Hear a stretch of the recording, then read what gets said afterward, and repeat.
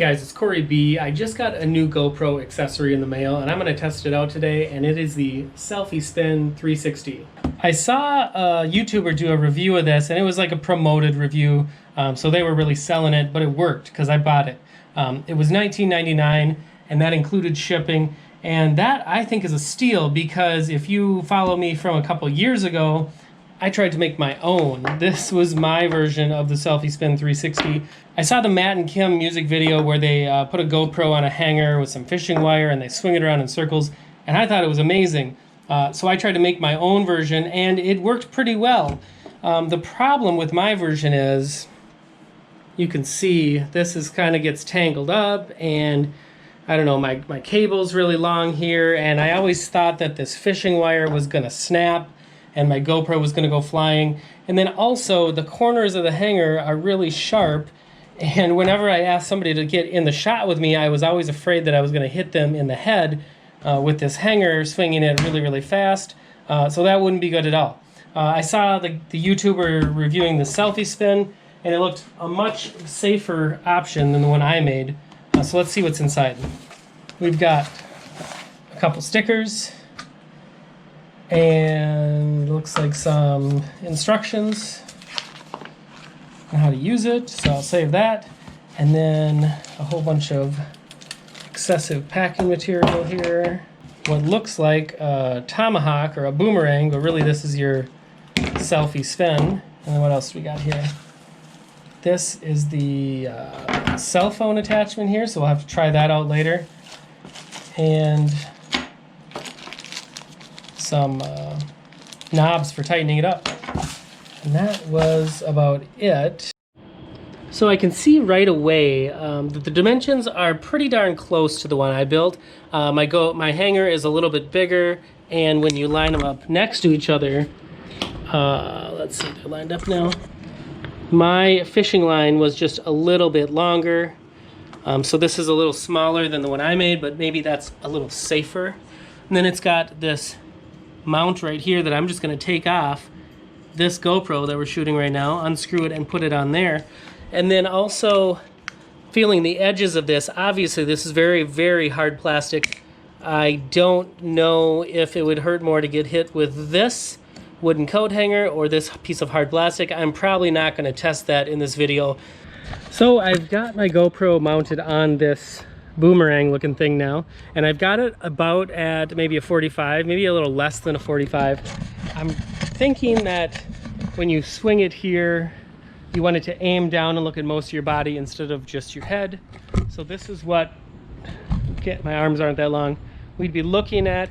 I have these settings just a normal 60 frames per second settings. I'm going to do a test spin and then I'm going to slow it down, and we're going to go like 240 frames a second and see how it looks. Let's see, you probably go this way.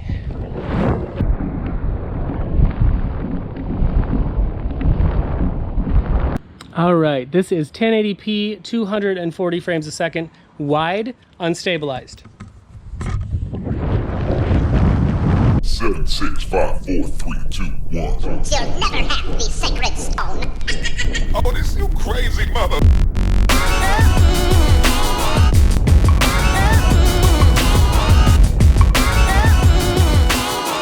I'm really curious how this is going to look, so I'm going to take it inside before we do more testing. Well, I'm having trouble reviewing my footage. I'm just going to keep shooting and changing the settings. Right now I'm going to shoot some smoke at 2.7K at 120 frames a second, and I believe this is unstabilized. All right.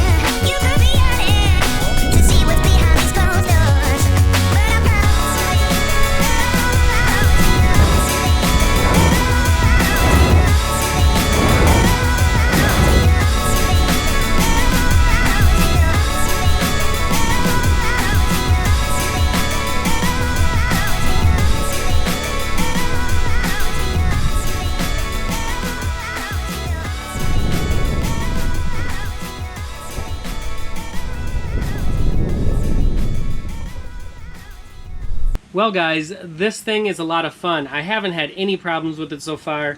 This part is a little bit noisy when it pivots, but you need something that pivots. It can't be like a stationary cord on there, otherwise it gets tangled up. Believe me, I figured that out when I was designing my Selfie 360. This part of it flies through the air perfectly. The GoPro is always hanging on the bottom part of it, which sometimes it would flip upside down on my version when I was swinging it. So this is designed really, really well. The handle's really comfortable.